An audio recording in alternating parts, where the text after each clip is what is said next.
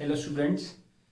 So we have completed chapter 2, that is units and measurement, and today we will start next topic, that is chapter 3 motion in a straight line. अब हमने units and dimensions के बारे में पढ़ लिया है. अब हम रियल फिजिक्स की तरफ आते हैं. रियल फिजिक्स जो कि स्टार्ट होती है मैकेनिक्स पे. Mechanics motion in straight line पढ़ना है, ठीक है. उसके बाद हमने इससे नेक्स्ट पढ़ना है चैप्टर 4 मोशन इन प्लेन.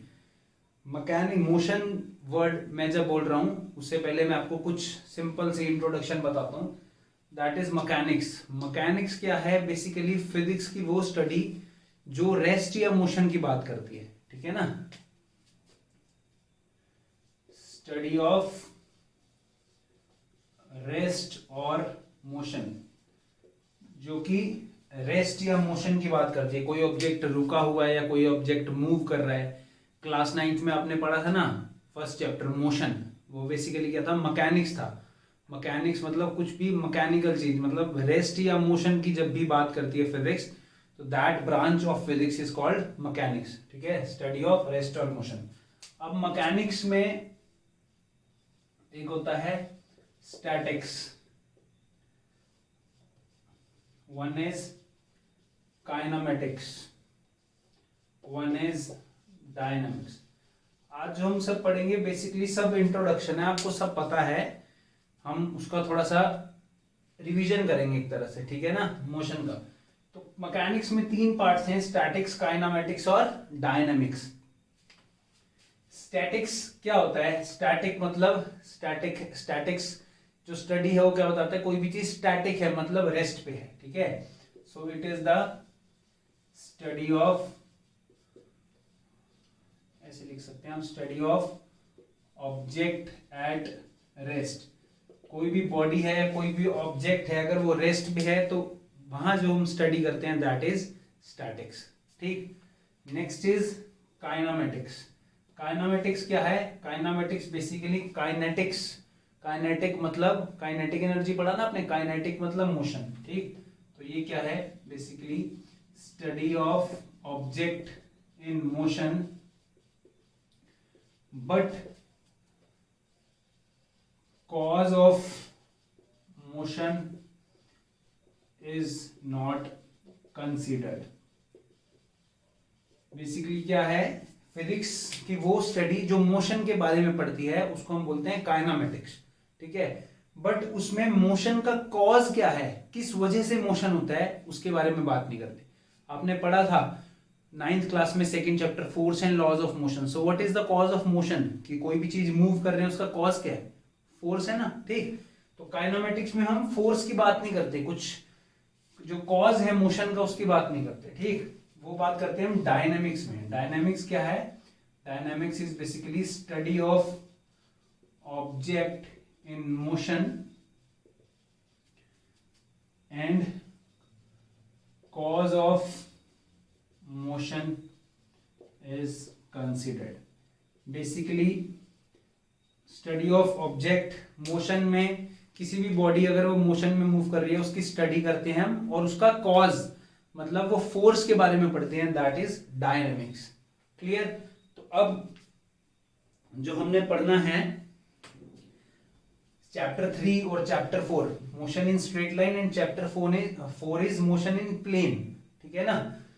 वो हमने काइनेमेटिक्स पढ़ना है, ठीक है. That is kinematics. काइनेमेटिक्स मतलब हम ऑब्जेक्ट पढ़ेंगे मोशन में, जब भी ऑब्जेक्ट मूव करते हैं उसकी डिफरेंट प्रॉपर्टीज क्या होती हैं, आपने सब पढ़ा है. इंट्रोडक्शन बताऊंगा सिर्फ, बट हम कहीं फोर्स की बात नहीं करेंगे, ठीक है ना.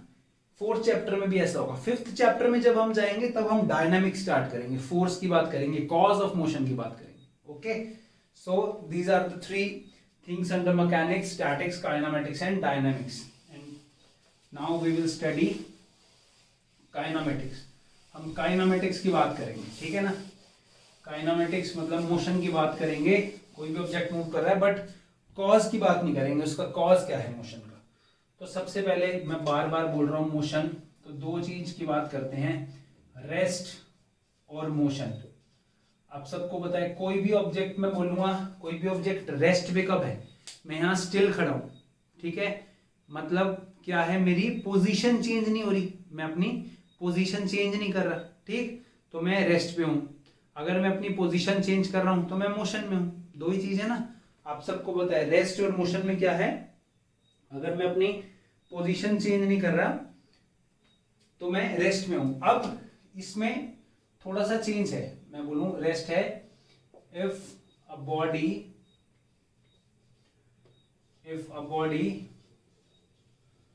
does not change its position, position किसके साथ, कहा हम कुछ रेफरेंस लेंगे ना, किसके हिसाब से उसकी पोजीशन चेंज नहीं हो रही। If the body does not change its position with the passage of time, time के साथ उसकी पोजीशन अगर चेंज नहीं हो रही तो हम बोलेंगे बॉडी कैसी है, रेस्ट पे है। और if a body changes its position with time then it is in motion, इतना ही पढ़ा हमने। अगर बॉडी रेस्ट पे है, अपनी पोजीशन चेंज नहीं कर रही टाइम के साथ, टाइम तो चल रहा है, अगर मैं वॉच देखूं वॉच में टाइम तो बढ़ रहा है, बट मैं यहीं खड़ा हूं, स्टिल हूं जिस पोजीशन पे उसी पे खड़ा हूं, चेंज नहीं कर रहा, that means I am at rest, okay. और अगर मैं मूव कर रहा हूं टाइम के साथ तो आई एम इन मोशन, अपनी पोजीशन चेंज कर रहा हूं। अब बेटा जब भी हम बात करते हैं मैं रेस्ट पे हूं या मोशन में हूं, व्हाट डज दैट मीन्स, मैं रेस्ट पे हूं किसके रिस्पेक्ट में, वो जानना है, किसके रिस्पेक्ट में, मतलब मैं बोलूं कि अर्थ सन के अराउंड रिवॉल्व कर रही है और मून अर्थ के अराउंड रिवॉल्व कर रहा है, समझ आई इतनी बात। मैंने क्या बोला, ये मेरे पास अर्थ है, ठीक है, earth is revolving around sun, ये अर्थ रिवॉल्व कर रही है, सपोज यहां सन है, ठीक, अर्थ सन के अराउंड रिवॉल्व कर रही है, सारे प्लेनेट सन के अराउंड, और यहां ये मून है, मून अर्थ के अराउंड रिवॉल्व कर रहा है, तो मैं बोलूंगा ये मोशन में, मून मोशन में है, किसके रिस्पेक्ट में, अर्थ पे अगर मैं खड़ा हूं हमारे हिसाब से मून मोशन में है, ठीक है, हम तो वहीं खड़े हैं अर्थ पे, हम देखेंगे मून हमें मोशन में दिखेगा। या हम ऐसा बोल सकते हैं सन के हिसाब से अर्थ सन के अराउंड घूम रहा है, ठीक है, तो मैं वो बोल रहा हूं किसके हिसाब से मोशन में है वो कौन डिफाइन करेगा। जैसे कि एक सिंपल और एग्जांपल देता हूं, प्लेटफॉर्म से ट्रेन जा रही है, ठीक है ना, आप ट्रेन में बैठे हो, मैं प्लेटफॉर्म पे बैठा हूं, ट्रेन चल रही है, मैं प्लेटफॉर्म से देख रहा हूं। अब आपके हिसाब से ट्रेन कैसी है, आप तो जहां बैठे हो वहीं बैठे हो ना, आपके हिसाब से ट्रेन कैसे है, रेस्ट पे है, और मैं प्लेटफॉर्म से देख रहा हूं, मेरे हिसाब से तो ट्रेन मूव कर रही है और आप अंदर बैठे हो वो भी मूव कर रहे हो, बट आपके हिसाब से तो आप रेस्ट पे हो। तो ये जो मैं बोल रहा हूं आपके हिसाब से, that means when we define the state of rest और motion we define some reference, ठीक है, जब भी हम रेस्ट या मोशन की बात करते हैं तो हम कहते हैं इसके हिसाब से ये रेस्ट में है या मोशन में है, ठीक है ना। तो जब मैं बोलता हूं इसके हिसाब से रेस्ट में है या मोशन में है, तो मैं बात करता हूं रेफरेंस पॉइंट की, किसकी बात करता हूं, reference point. Now what is this reference point, reference point basically क्या है, सपोज मेरे पास समझने की चीज है, ये क्या है, 3 mutually perpendicular axis, coordinate system होता है ना हमारे पास, कौन सा कोऑर्डिनेट सिस्टम होता है, right handed coordinate system. What is right handed coordinate system, ये क्या है, basically set of 3 mutually perpendicular axis, set of 3 mutually perpendicular axis, और ये क्या है, राइट हैंड सिस्टम है। राइट हैंड सिस्टम मतलब अगर ये मेरा x है तो मेरा y ये होगा, ऐसे चलता है, और z ये होगा, ऐसा नहीं हो सकता कभी कि x ये हो मैं y इसको लिख लूं z इसको लिख लूं, गलत है, हमेशा ऐसे चलेंगे anti clockwise, this is x, this is my y, this is my z। अगर मैं यहां x लिखूं, सपोज मैं यहां और बनाता हूं, अगर मैं यहां x लिखूं तो this is my y axis, this is my z axis, ठीक है, 3 डायमेंशन। 3 डायमेंशन कैसे है, ये मेरी x एक्सिस है, सपोज ये मेरी y एक्सिस है, और this is my z axis. यही होता है ना 3 dimension, x axis, y axis and this is my z axis. Clear? 3 dimension की बात कर रहा हूं, ठीक है। तो ये मेरा, ये जो पॉइंट है ओरिजिन, ये है मेरा रेफरेंस पॉइंट। सपोज इसके हिसाब से मैं रेफरेंस पॉइंट कोई भी ले सकता हूं, सपोज ये है मेरा रेफरेंस पॉइंट। अब मैं बता रहा हूं कोई एक चीज, कोई ए पॉइंट है यहां पर जिसका कोऑर्डिनेट है एक्स वाई जेड, कोई स्पेस में कोऑर्डिनेट है, ये तीनों यूं है एक्सेस, और यहां कोई पॉइंट है, तो ये पॉइंट के कोऑर्डिनेट्स क्या होंगे, x y z. So this x y z is according to what, मैं बोलूंगा इसकी ए की पोजीशन ये है, इसकी ए की पोजीशन किसके हिसाब से है, इसके हिसाब से ना, यहां से यहां तक ओरिजिन से। तो ये मेरा क्या है, रेफरेंस पॉइंट है। अब आप बोलो मैं तो यहां नहीं लेता रेफरेंस पॉइंट, मैं तो यहां लूंगा रेफरेंस पॉइंट, कि मैं पहले से ही कोई यहां पर खड़ा है, रेफरेंस पॉइंट ये लेते हैं, ये ले लिया। तो ये suppose x dash y dash z dash है, इसके कोऑर्डिनेट्स, ये कोई पी है रेफरेंस पॉइंट, यहां ले लिया आपने, ठीक है, जीरो नहीं है। तो अब ये अगर मेरे को इसका पॉइंट निकालना होगा तो मैं क्या करूंगा, x माइनस एक्स डैश करूंगा, y minus y dash, z minus z dash, तो मेरे पास एक्चुअल पोजीशन आ जाएगी इसकी। क्यों, ये जीरो तो नहीं है, यहां तो 0 0 0 है एक्सिस। तो मेरा अगर मैं बात करूं रेफरेंस पॉइंट की, तो मेरा रेफरेंस पॉइंट क्या होता है कि ऐसा पॉइंट जिसके हिसाब से हम बाकी सारी स्टेट, रेस्ट और मोशन की स्टेट की बात कर सकते हैं, ठीक है ना। कोई भी चीज रेस्ट में है, मोशन में है, वो एक पर्टिकुलर रेफरेंस पॉइंट के हिसाब से बता सकते हैं। अब आप ये ट्रेन वाला एग्जांपल लो, ट्रेन वाला एग्जांपल लो, अगर आप अपना रेफरेंस पॉइंट लोगे, आप ट्रेन को रेफरेंस मानोगे, तो आपके हिसाब से ट्रेन रेस्ट पे, आप जहां बैठे हो वहीं है, ठीक है ना। और आपको अगर मैं प्लेटफॉर्म पे बैठा हूं, ट्रेन चल रही है, तो आपको मैं ऐसे दिखूंगा जैसे मैं पीछे जा रहा हूं, ठीक है ना, आपका रेफरेंस है। मैं खुद रेफरेंस पॉइंट मांगू तो मेरे हिसाब से, मेरे रेफरेंस के हिसाब से ट्रेन तो मूव कर रही है। तो रेफरेंस पॉइंट पे बेसिकली डिपेंड होता है स्टेट ऑफ रेस्ट या मोशन, ठीक है। रेफरेंस पॉइंट कोई ऐसा पॉइंट जिसके हिसाब से हम रेस्ट या मोशन की स्टेट बताते हैं, और मोशन है वो कहां पर है उसके हिसाब से ये सब बताते हैं, ठीक। That is my reference point. वो क्या हो गया मेरा रेफरेंस पॉइंट। ऐसे कुछ छोटे छोटे इंट्रोडक्टरी पॉइंट्स हैं जो आगे आपको मैकेनिक्स पढ़ने में या डायनामिक्स पढ़ने में हेल्प करेंगे। Next is point object. Point object, now what is point object? किसी भी ऑब्जेक्ट को हम पॉइंट ऑब्जेक्ट बोलते हैं अगर उसका साइज बहुत कम है उसके डिस्टेंस ट्रैवल से, ठीक है ना।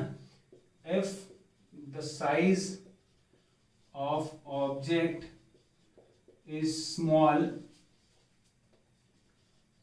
compared to the distance it travels, then object is a point object. जब हम सन और अर्थ की बात करते हैं, अर्थ मूव कर रहे सन के अराउंड, तो हम अर्थ को एक पॉइंट ऑब्जेक्ट लेते हैं और बाकी सारे लॉज इसी के हिसाब से डिफाइन करते हैं। क्यों लेते हैं? वैसे तो अर्थ का साइज बहुत बड़ा है और ये डिस्टेंस जो ट्रैवल कर रहा है वो उससे भी ज्यादा है, तो इस डिस्टेंस के हिसाब से ये सिर्फ एक छोटा सा पॉइंट ऑब्जेक्ट है। जैसे एक ट्रेन जा रही है, ठीक है, एक ट्रेन गई कश्मीर से लेके चेन्नई तक, from north to south, Kashmir से लेके चेन्नई तक एक ट्रेन गई। हम बताते हैं कि कश्मीर से चेन्नई तक का इतना डिस्टेंस है। कभी हम उस ट्रेन की लेंथ मेजर करते हैं? मैटर नहीं करती ना। अगर वो 1 किलोमीटर लंबी ट्रेन है, वो 1 किलोमीटर तो हम कभी ऐसे नहीं बोलते सपोज कि 1500 किलोमीटर है तो नहीं, ये 1499 किलोमीटर है, 1 किलोमीटर की तो ट्रेन है, ऐसा तो नहीं बोलते। ट्रेन को हम एक पॉइंट ऑब्जेक्ट मान के चलते, ठीक है। तो क्या है, जब किसी भी ऑब्जेक्ट का साइज स्मॉल हो किसके कंपैरिजन में, as compared to the distance it travel, then it is called point object. Okay, clear? point object. और अब मोशन, या अगर हम डायमेंशन की बात करें, कोई भी हमने मोशन स्टडी करना है तो हम 3 डायमेंशन की बात करते हैं, 1 डायमेंशनल, 2 डायमेंशन और 3 डायमेंशन। यही बात करते हैं ना, 1D बोलते हैं। 1D मतलब 1 डायमेंशन, 2 डायमेंशन और ये 3 डायमेंशन। ठीक है, 3 डायमेंशन तक ही पढ़ना है हमारे को, 1 डायमेंशन, 2 डायमेंशन और 3 डायमेंशन। ठीक है, 1 डायमेंशन क्या होता है हमारे पास, हमें पता है हमारे कोऑर्डिनेट सिस्टम जो अभी मैंने बनाया, ये एक्स वाई जेड एक्सिस बनाया, एक्स वाई जेड। ठीक है, तो ये एक्स वाई जेड एक्सिस पे हमारा कोई भी कोऑर्डिनेट है तो कितना कोऑर्डिनेट्स है, 3 कोऑर्डिनेट्स हैं, 3 डायमेंशन। जब कोई भी एक कोऑर्डिनेट स्पेसिफाई करते किसी भी ऑब्जेक्ट की पोजीशन, बाकी 2 कोऑर्डिनेट क्या है, 0 है, that means my motion is in 1 dimension. 1 dimensional motion क्या होगा, अगर कोई भी 1 डायमेंशनल मोशन है, सपोज वाई डायरेक्शन में है, तो मेरे पास क्या वैल्यू होगी, ए पॉइंट कहां पर होगा, जिसका वाई कोऑर्डिनेट होगा। क्यों, एक्स भी 0 है और जेड भी 0 है, तो मैं यहां से बता सकता हूं ना, ये तो स्ट्रेट लाइन मोशन है, वाई में ही चल रहा है, एक्स और जेड तो इसके 0 है, वाई में चल रहा है, तो 1 डायमेंशन। जैसे कि जो हमने ये चैप्टर पढ़ना है, motion in straight line. Motion in straight line मतलब किसी भी एक डायमेंशन में बात करते हैं स्ट्रेट लाइन, ठीक है ना, 2 डायमेंशन में भी होती है स्ट्रेट लाइन, हो सकती है 2 डायमेंशन में भी स्ट्रेट लाइन, क्या 2 डायमेंशन है। 2 डायमेंशन में क्या है, जब कोई भी 3 कोऑर्डिनेट्स में से कोई भी 2 कोऑर्डिनेट स्पेसिफाई करें पोजीशन, या कोई भी पॉइंट है, ये मैं ए लिख रहा हूं, इसका मतलब है यहाँ कोई ए पॉइंट है सपोज। ठीक है, जब कोई भी ए पॉइंट है, एक्स वाई और 0, तो ये क्या है, 2 डायमेंशनल मोशन होगा ना, कोई भी यहाँ पॉइंट है जिसके 2 डायमेंशन है, जेड तो 0 है, 2 डायमेंशन का मतलब क्या है, ये बोर्ड की अगर मैं बात करूं, ये सपोज मेरा इसके हिसाब से वाई एक्सिस है और ये जेड एक्सिस है, तो वाई जेड में, क्लियर। अगर यहाँ पर बात करूं 2 डायमेंशन, तो क्या होगा, या तो ये प्लेन वाई जेड वाला प्लेन, तो x0 वाई जेड प्लेन, तो ये 2 डायमेंशन। ठीक है, अगर मैं एक्स वाई प्लेन की बात करूं तो ये एक्स वाई प्लेन z0 है, और एक्स जेड प्लेन की बात करूं तो मेरा y0 है, तो 2 डायमेंशन समझ आया। जब कोई भी तीन में से कोई भी 2 कोऑर्डिनेट कोई भी पोजीशन को स्पेसिफाई करें तो हम 2 डायमेंशनल मोशन बोलते हैं, और जब तीनों स्पेसिफाई करें तो हम उसको 3 डायमेंशनल मोशन, मतलब कहीं स्पेस में होगा। जैसे कि आप जहां भी बैठे होंगे अपने रूम के कॉर्नर को देखना, ठीक है, तो रूम का जो कॉर्नर है उसमें एक वॉल ऐसे है, एक ऐसे है, और ये हाइट, ठीक है ना, कॉर्नर से देखना नीचे से, एक नीचे है एक इधर, और ये हाइट, तो ये 3 डायमेंशन है ना, तो कहीं भी ये वाला पॉइंट है कहीं बीच में रूम के, तो ये क्या बताएगा, एक्स वाई जेड कोऑर्डिनेट बताएगा। ठीक है ना, जैसे कि मैंने आपको बताया ये जो है ये 3 डायमेंशनल है, ठीक, इसके हिसाब से वाई जेड और एक्स, यहाँ कोई भी पॉइंट है यहाँ, तो ये एक्स वाई जेड में है, अगर यहाँ पॉइंट है तो इसका ये एक्स कंपोनेंट 0 है, अगर यहाँ पर कोई पॉइंट है तो इसका ये वाला कंपोनेंट 0 है, ये प्लेन हो गया ना ये वाला, तो ये y z plane, x z plane, ये सब 2D प्लेन हो गए। तो एक तरह से आपको मैं 1 dimensional motion, 2 dimensional motion, 3 dimensional motion बता रहा था कैसे होता है। ठीक है, 1 डायमेंशन, 2 डायमेंशन एंड 3 डायमेंशन।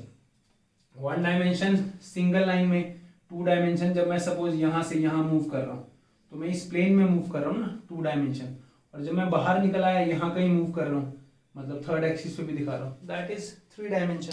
ठीक, तो ये कुछ बेसिक डेफिनेशंस थी, आप किसी भी बुक से इसको रीड कर लेना, बहुत इजी है ये, इसमें कुछ ज़्यादा रॉकेट साइंस नहीं है। नेक्स्ट इज अब कुछ डेफिनेशन मोशन से रिलेटेड, आप सबने पढ़ा है वो भी, डिस्टेंस क्या होता है, डिस्प्लेसमेंट क्या होता है, डिस्टेंस क्या है, total path travelled, what is distance, total path travelled, और डिस्प्लेसमेंट क्या है, shortest path travelled between initial and final point. I hope आप सबने 9th क्लास में पढ़ा होगा। एक एग्जांपल से बताता हूँ, सपोज ये ए पॉइंट है, मैं यहाँ से यहाँ गया बी पॉइंट पे, यहाँ से यहाँ गया सी पॉइंट पे, तो टोटल डिस्टेंस कितना है? टोटल डिस्टेंस पहले यहां से यहां गया AB, फिर यहां से यहां गया BC, ये मेरा टोटल डिस्टेंस है। और मैं ये क्या कर सकता हूँ, डायरेक्ट यहां से यहां भी जा सकता हूँ, ठीक है। ये तो बड़ा डिस्टेंस हो गया, ये छोटा डिस्टेंस हो गया यहां से यहां। तो this is my displacement from initial point जहां से स्टार्ट किया और to the final point, between initial and final point shortest distance जो है that is my displacement. Clear? एक पर्टिकुलर डायरेक्शन में। अब डिस्टेंस डिस्प्लेसमेंट आपने ये भी, इसकी ऐसा यूनिट मीटर होती है, इसकी भी मीटर होती है। डिस्टेंस क्या हो सकता है? कभी डिस्टेंस नेगेटिव हो सकता है, कभी नहीं हो सकता, ठीक है ना। डिस्टेंस इज ऑलवेज पॉजिटिव और जीरो भी नहीं हो सकता। Displacement can be zero, can be negative, can be positive. Class 9 में पढ़ा होगा आपने। डिस्प्लेसमेंट जीरो कब होता है? सपोज ये ए पॉइंट है, यहां से चला, ये सर्कल के बाद मैं यहां आ गया, कोई सर्कल है रेडियस आर का, तो मैं जहां से चला वहीं वापस आ गया, मेरा इनिशियल पॉइंट भी वही, मेरा फाइनल पॉइंट भी वही। तो डिस्प्लेसमेंट क्या होगा इस केस में? Displacement zero. और डिस्टेंस कितना होगा? डिस्टेंस तो मैं मूव किया ना, टोटल पाथ ट्रेवल, ये सरकमफ्रेंस ऑफ सर्कल कितना होता है? Circumference 2πr। डिस्टेंस और डिस्प्लेसमेंट में फर्क, ठीक है। और मैं यहां से यहां गया, ए से बी पॉइंट पे, बी से वापस आया और यहां तक आया, तो मेरा टोटल डिस्टेंस कितना होगा इस केस में? टोटल डिस्टेंस कितना होगा? ए से बी, फिर बी से सी, ये मेरा टोटल डिस्टेंस होगा। डिस्प्लेसमेंट कितना होगा? डिस्प्लेसमेंट यहां से यहां गया, यहां से यहां वापस आया, यहां तक तो जीरो, तो डिस्प्लेसमेंट कितना है? AC, और इधर की डायरेक्शन में है तो we can say -AC, negative displacement. हम इसको पॉजिटिव लेके चल रहे हैं तो ये मेरा क्या होगा? नेगेटिव डायरेक्शन, ठीक है। तो मैंने ये क्या ले लिया, इसको स्ट्रेट लाइन में रेफरेंस पॉइंट ले लिया जीरो। यहां से सारे मैं डिस्टेंस मेजर करूंगा, इससे इधर पॉजिटिव, इससे इधर नेगेटिव, जो मैं रेफरेंस पॉइंट समझा रहा था। कोई भी रेफरेंस पॉइंट ले सकते हो, ठीक। तो ये कुछ डिस्टेंस और डिस्प्लेसमेंट के बारे में बात थी, ठीक है ना। डिस्टेंस और डिस्प्लेसमेंट। अब आपने और क्या पढ़ा था मोशन चैप्टर में? आपने स्पीड के बारे में पढ़ा होगा, वेलोसिटी के बारे में पढ़ा होगा, ठीक। स्पीड आप सबको पता है, स्पीड क्या होता है? डिस्टेंस अपॉन टाइम, आपने पढ़ा है ना। Speed, what is speed? Speed is distance upon time, ठीक है ना। ये कब तक होता है डिस्टेंस अपॉन टाइम? जब तक मेरे पास जो मोशन है वो क्या हो? यूनिफॉर्म मोशन है, मतलब इक्वल डिस्टेंस ट्रैवल कर रहे हो इक्वल टाइम में, तो मेरे पास क्या है? स्पीड क्या होगा? Simple distance upon time. अगर मोशन नॉन यूनिफॉर्म है, if motion is non uniform, non uniform motion का मतलब कभी स्पीड कम हो रही है, कभी ज्यादा हो रही है, तो हम क्या बात करते हैं उस केस में? हम उसको उसमें बात करते हैं एवरेज स्पीड की। अगर स्पीड कभी कम हो रही है, कभी ज्यादा हो रही है, तो हम उस केस में स्पीड नहीं बात करते, हम एवरेज स्पीड बात करते हैं ना। कहीं आप किसी ट्रैफिक वाली जगह पे घुस के मार्केट में चले गए, आप कभी अपनी स्कूटी या बाइक कोई भी चला रहे हैं, कभी धीरे चलाओगे, अगर रोड खाली मिली तो तेज करोगे, फिर धीरे, तो स्पीड वैरी करेगी ना। तो मोशन कैसा होगा? नॉन यूनिफॉर्म मोशन होगा, ठीक है। नॉन यूनिफॉर्म मोशन होगा तो हम बात करते हैं एवरेज स्पीड की। एवरेज स्पीड क्या होता है? Total distance upon total time, total distance upon total time. अब एवरेज स्पीड में मेरे पास दो केस होते हैं। दो केस कौन से होते हैं? दो केस आपको बताऊं तो, if a body covers different distance in different velocity, अगर बॉडी डिफरेंट डिस्टेंस ट्रेवल करे डिफरेंट वेलोसिटी से, ठीक है ना। डिफरेंट डिस्टेंस ट्रेवल यहाँ लिख लो विद डिफरेंट वेलोसिटी। अगर ऐसा है तो मेरे पास जो एवरेज वेलोसिटी है, सपोज मेरे पास, मैं कोई भी दो वेलोसिटी ले रहा हूँ, पहले 40 किलोमीटर पर आवर की स्पीड से चल रहा था, फिर 60 किलोमीटर पर आवर की स्पीड से चल रहा था। अगर उसने डिफरेंट डिस्टेंस ट्रेवल किया है, ठीक है, वेलोसिटी तो डिफरेंट ही होगी, अगर उसने डिफरेंट डिस्टेंस ट्रेवल किया है तो तब जो रिलेशन आता है वो ये रिलेशन आता है 2v1v2 upon v1 plus v2, ठीक है। ये कब है? जब हमारे पास डिस्टेंस क्या है, डिफरेंट है, ठीक है। और जब if body covers, if a body, ऐसे लिख लो, is moving with different speed in different time, मतलब जब आपको न्यूमेरिकल में डिफरेंट डिस्टेंस दिए हो, दो अलग अलग डिस्टेंस, सपोज यहां से मैं एक पर्टिकुलर ए पॉइंट से बी पॉइंट पे जा रहा हूं, फिर बी से सी पॉइंट पे जा रहा हूं, अलग अलग स्पीड से, तो एवरेज स्पीड निकालो तो ये फॉर्मूला। अगर आपको डिस्टेंस तो सेम हो बट टाइम डिफरेंट हो, डिस्टेंस सेम हो तो टाइम डिफरेंस हो, तो जो एवरेज स्पीड आती है that is v1 plus v2 plus v3, जितनी भी है up to vn divided by n। तो सिंपल हम एवरेज ले लेते हैं, ये हार्मोनिक में लेते हैं, इसमें हम क्या ले लेते हैं, एवरेज लेते हैं। सपोज दो थी, अगर दो की बात करूं v1 v2 तो क्या होगा average v1 plus v2 divide by 2। ध्यान रखना है अगर डिफरेंट डिस्टेंस है तो ये फॉर्मूला, अगर डिफरेंट टाइम है एवरेज स्पीड का तो ये फॉर्मूला, ठीक है। तो जब नॉन यूनिफॉर्म मोशन आता है हमारे पास क्या आ जाता है, एवरेज स्पीड आ जाती है, ठीक है, हमारे पास क्या आ जाती है, एवरेज स्पीड। अब बात करते हैं वेलोसिटी की। बेटा बेसिक्स हैं इसलिए आपको वन गो में करा रहा हूं मैं, इसमें कुछ ज्यादा है नहीं, आपने सबने पढ़ा हुआ है। वेलोसिटी क्या होता है, displacement upon time. What is velocity? Velocity is displacement upon time, सबको पता है, ठीक है। Uniform velocity for body cover equal displacement in equal time. Velocity को हम v से डिनोट करते हैं, ठीक है, स्पीड को भी v से करते हैं, वेलोसिटी को भी। अब बाद में जब नेक्स्ट चैप्टर में पढ़ाऊंगा स्केलर वेक्टर्स तो और क्लियर होगा।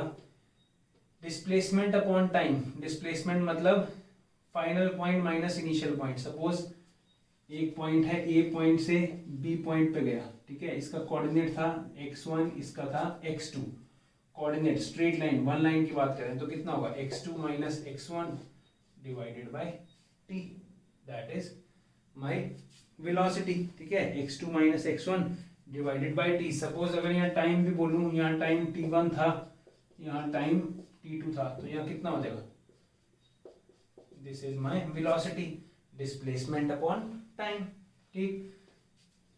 अब जो आपको लिखना है वेलोसिटी, जो चीज याद रखनी है आपको, जो नया है आपके लिए, that is this is velocity. Velocity क्या है, how position changes with time, differentiation आ गया जो हमने फर्स्ट चैप्टर में किया था, ठीक है।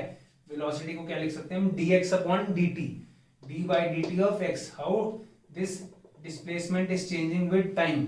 डिफरेंशिएशन यही होता है ना, एक क्वांटिटी कैसे चेंज होती है दूसरे के हिसाब से, तो टाइम के हिसाब से डिस्टेंस कैसे चेंज हो रहा है। तो वेलोसिटी का फॉर्मूला जो याद रखना है that is dx upon dt।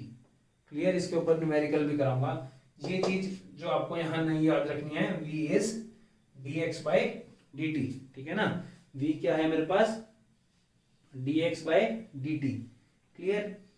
एक और चीज जो आपको यहां समझनी है दैट इज, अभी वेलोसिटी हो गया हमारे पास, इंस्टेंटेनियस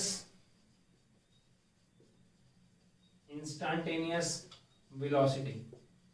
वैसे तो ये इंस्टेंटेनियस वेलोसिटी ही है जो हम सिंपल वेलोसिटी बोलते हैं। इंस्टेंटेनियस वेलोसिटी मतलब मैं बोल रहा हूं एक ए पॉइंट से बी पॉइंट पे कोई बाइक लेके जा रहा है, ठीक है, तो मुझे उसकी इस पॉइंट पे वेलोसिटी चाहिए एट टाइम t, इस पॉइंट पे, मतलब एक पर्टिकुलर टाइम पे जब हम कोई भी चीज कैलकुलेट करते हैं उसको बोलते हैं इंस्टेंटेनियस। इंस्टेंटेनियस मतलब एट दैट टाइम, ठीक। जनरली ये क्या होता है, ऐसे लिखते हैं ना हम, change in distance upon change in time, delta x by delta T, ठीक।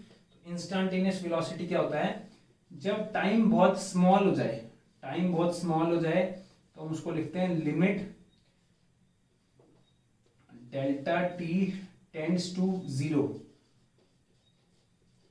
मैंने क्या लिखा है, लिमिट मतलब इस वाली चीज पे, इस वेलोसिटी पे, ये जो सिंपल वेलोसिटी थी, इस पे मैं जब लिमिट लगा दूं, क्या लिमिट लगाऊं, ये एक तरह का फंक्शन होता है, लिमिट लगा दी कि ये टाइम क्या है, almost zero, tends to zero, इसका मतलब होता है टेंड्स टू जीरो, मतलब टाइम जीरो की तरफ है, प्रॉपर जीरो नहीं है, यहाँ जीरो थोड़ी लिख सकते हैं, तो इन्फिनिटी हो जाएगा, anything by zero, but this time tends to zero, बहुत छोटा टाइम है, एक पर्टिकुलर पॉइंट पे हमारे को वेलोसिटी चाहिए, तो इसको हम इस फॉर्म में लिखते हैं, जो delta x by delta D था उसमें टाइम अगर बहुत स्मॉल है तो लिमिट आगे लगा के इस पूरे का मतलब होता है that is equal to d x by d t, ये जो मेरे पास आया। तो बेसिकली आपको क्या फॉर्मूला याद रखना है कि वेलोसिटी होता है d x by d t, ठीक है, that is instantaneous velocity, differentiation of x with respect to time, clear, इतना ही याद रखना है। अब आपने एक्सेलरेशन भी पढ़ा हुआ है, पढ़ा हुआ ना, एक्सेलरेशन क्या होता है, वेलोसिटी अपॉन टाइम, ठीक है ना, how velocity changes with respect to time, या rate of change of velocity, यही सब पढ़ते हो।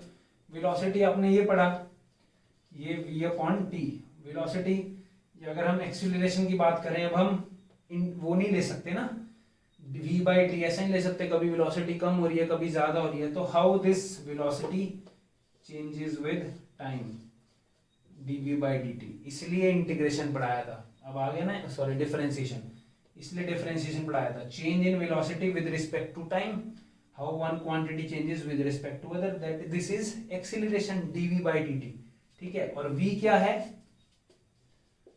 v मैं यही करता हूं, v क्या है, dx अपॉन dt, तो एक्सीलरेशन कितना हो जाएगा, d अपॉन dt का dx अपॉन dt, ये हो जाएगा, तो ये क्या हो जाएगा, D square x by d t square, जो मैंने आपको बताया था, जिसने नहीं देखा उस लेक्चर को देखना, डबल डिफरेंशिएशन, x का 2 बार डिफरेंशिएशन या v का 1 बार डिफरेंशिएशन। एक्सीलरेशन क्या है, एक्सीलरेशन, एक्सीलरेशन जो है, what is acceleration, acceleration is rate of change of velocity, velocity का टाइम के साथ चेंज होना, एक्सीलरेशन। वेलोसिटी क्या है, डिस्टेंस का टाइम के साथ चेंज होना, तो इसकी वैल्यू मैं यहां डालूंगा, एक्सीलरेशन की क्या रहेगी, D by d T of D x by d T, इसको जब लिखते हैं, इसको ऐसे लिखते हैं, डी स्क्वायर एक्स, इसका मतलब एक्स का 2 बार differentiation with respect to time, d t square, यहां नहीं स्क्वायर लिखते, पहले यहां नहीं स्क्वायर लिखना, ये तरीका ऐसे लिखने का, D square x by d t square, ठीक है ना, इसको बोलते हैं हम 2 बार डिफरेंशिएट करना है x का t के रिस्पेक्ट में। तो आपको 2 फॉर्मूला जो याद रखना है इसमें, जनरली जो पेपर में इसमें से क्वेश्चन आएगा, एक तो ये वेलोसिटी का बार बार लिख रहा हूं मैं, dx बाई dt, मतलब टाइम के साथ चेंज होना डिस्टेंस का, और ये एक्सीलरेशन का D square x by d t square, this is my formula for velocity and acceleration, clear, velocity और एक्सीलरेशन का ये फॉर्मूला है। आइए क्वेश्चन करके देखते हैं हम। सो अब हमने ये दोनों फॉर्मूला पढ़ लिए, ठीक, बेसिक, आपको इससे पहले आपने सब पढ़ा हुआ था, आपको बेसिकली मैं यहीं लेके आने वाला था, वेलोसिटी क्या है, d x upon d t formula, और acceleration d square x upon d t square, simple differentiation, ठीक। क्वेश्चन कैसा आता है कि मेरे को डिस्टेंस या डिस्प्लेसमेंट दिया हुआ है 10t स्क्वायर प्लस 18, कुछ डिस्प्लेसमेंट की इक्वेशन दिया हुआ है, find the velocity and acceleration at 2 seconds, 2 second पे इसकी वेलोसिटी, मतलब कोई भी ऑब्जेक्ट चल रहा है उसकी इक्वेशन ये है, कोई भी चीज चलती है हम उसकी इक्वेशन फाइंड आउट कर सकते हैं ना, जैसे मेरे पास ये है, तो इस लाइन की इक्वेशन क्या होती है, y इक्वल टू एक्स होती है ना, स्ट्रेट लाइन, ठीक है, या हम ऐसे बोलते हैं y equal to m x, अगर इंटरसेप्ट है यहां से लाइन स्टार्ट हो रही है तो y equal to m x plus c, straight line की इक्वेशन। तो कोई भी चीज मोशन में है तो उसकी एक इक्वेशन होगी, ठीक है, उसका डिस्टेंस दिया हुआ है जो कि डिनोट करता है ऐसे, वेलोसिटी निकालनी है, मतलब ये जो मूव कर रहा है इसकी वेलोसिटी कितनी होगी, तो हमें वेलोसिटी पता है, यहाँ इसका आंसर करते हैं, वेलोसिटी क्या होता है, dx अपॉन dt, ठीक, और आपको x यहाँ दिया है कितना, d by d T of 10t square plus 18, x is a function of time, और वही होना चाहिए, यही पढ़ा हमने डिफरेंशिएशन में, बस अब तो आपके लिए इजी है, आपको डिफरेंशिएशन आता है, क्या करोगे 10, ये क्या होगा D by d T of 10t square plus D by d T of 18, ये है। अब आप बोलोगे सर 10 तो कांस्टेंट है, बाहर आ जाएगा। टी स्क्वायर का डिफरेंशिएशन क्या होता है 2 मल्टीप्लाई बाई टी, यही होता है ना 2t। टी स्क्वायर का इंटीग्रेशन कैसे करा था हमने 2t 2 माइनस 1, यही करा था। प्लस ये कांस्टेंट का इंटीग्रेशन क्या होता है 0, सॉरी डिफरेंशिएशन, कांस्टेंट का डिफरेंशिएशन क्या होता है 0। तो ये मेरे पास कितना आ गया 20t, ये मेरे पास आ गई वेलोसिटी, ठीक है। बट हमें वेलोसिटी कहाँ चाहिए 2 सेकेंड्स पे चाहिए, तो t को 2 डाल दो यहाँ 2 सेकेंड, तो मेरे पास कितना आ गया 40 मीटर पर सेकेंड, यहाँ दिया होगा ये मीटर में है, यूनिट्स हमेशा ध्यान रखनी है। तो वेलोसिटी मेरे पास 40 मीटर पर सेकेंड निकल के आ गई। किसका यूज किया हमने डिफरेंशिएशन का, इस फॉर्मूला का यूज करके जिस टाइम पे वेलोसिटी निकालनी है वो टाइम डाल दिया, ठीक। अब मेरे पास वेलोसिटी कितनी आ गई थी 20t वेलोसिटी आ गई थी। मुझे एक्सीलरेशन निकालनी है, ठीक है। एक्सीलरेशन निकालनी है अगर, तो मेरे पास दो तरीके हैं, या तो मैं एक्सीलरेशन को लिख दूं dv अपॉन dt, लिख सकता हूं acceleration change in velocity upon time, और मेरे को वेलोसिटी पता है कितना है, कितना वेलोसिटी है 20t, ये वेलोसिटी मैंने निकाल ली, यही निकाली ना। तो 20t का डिफरेंशिएशन क्या होगा 20, और ये क्या आएगा dt अपॉन dt, तो कितना आ जाएगा 20 मीटर पर सेकेंड स्क्वायर, एक्सीलरेशन की यूनिट आ गई। और 2 सेकेंड पे कितनी होगी 20, ये तो कांस्टेंट ही है, t पे डिपेंड नहीं कर रही। या तो हम डायरेक्ट ऐसे निकाल सकते हैं dv बाई dt से, या हम क्या कर सकते हैं, मैं इसी फॉर्मूला का यूज करूंगा। अगर मुझे पहले बोला ही नहीं होता वेलोसिटी निकालने को और x दिया होता तो मैं डायरेक्ट ये भी फॉर्मूला लगा सकता था, ठीक है। डायरेक्ट ये फॉर्मूला कैसे लगा सकता था, एक्सीलरेशन क्या है d by d t square of D square x by d t square of x कितना है 10t स्क्वायर प्लस 18, ठीक है। तो इसको कैसे करते हैं, एक बार ये ऐसे ही रख दो और इसके अंदर यही मतलब हुआ ना इसका, एक बार डिफरेंशिएशन करो जो आंसर आया फिर उसका दोबारा से डिफरेंशिएशन करो, यही होता है D square x by d t square. एक बार डिफरेंशिएशन यहाँ कर देंगे तो कितना आएगा 20t 10 as it is 2t plus 0, यही आया 20t प्लस 0, तो कितना आ गया D by d T of 20t, ठीक। और फिर से डिफरेंशिएशन करूंगा तो कितना आएगा 20 मीटर पर सेकेंड, सेम आंसर। तो आप वेलोसिटी निकाल के एक्सीलरेशन लगाओ, या आप डायरेक्ट इससे एक्सीलरेशन ये भी होती है और एक्सीलरेशन dv बाई dt भी होती है, इसी से तो आया ना ये फॉर्मूला। तो इस तरह का क्वेश्चन आता है बस इसमें कि आपको x की वैल्यू दी होगी, आपको वेलोसिटी और एक्सीलरेशन निकालना होगा, क्लियर है। तो एक क्वेश्चन देता हूं मैं आपको, उस क्वेश्चन को आप सॉल्व करना और मुझको आंसर बताना, ठीक है। क्वेश्चन क्या है, क्वेश्चन है इफ x इक्वल टू, या x की जगह y भी लिख सकते हैं, कोई प्रॉब्लम नहीं है, डिस्टेंस है ना, this equal to 20t cube plus 17t plus 8 metre, find the velocity and acceleration at 2 seconds, ठीक है। इसका मुझे आंसर करके बताना, ठीक है। आपको डिस्टेंस दिया हुआ है, वेलोसिटी और एक्सीलरेशन निकालना है, फॉर्मूला सिर्फ यही लगेगा, यही चीज आपको याद रखनी है। जो मेन है आज के लेक्चर में v dx by d t और acceleration dv by d t, या इसमें यहाँ वैल्यू डालेंगे तो d square x by d t square, clear. So this is all about today. अगर आपको कोई भी प्रॉब्लम है आप मुझसे कमेंट करके पूछ सकते हैं और इस क्वेश्चन को सॉल्व करो और इसका आंसर बताओ। सो this is all about today, thank you.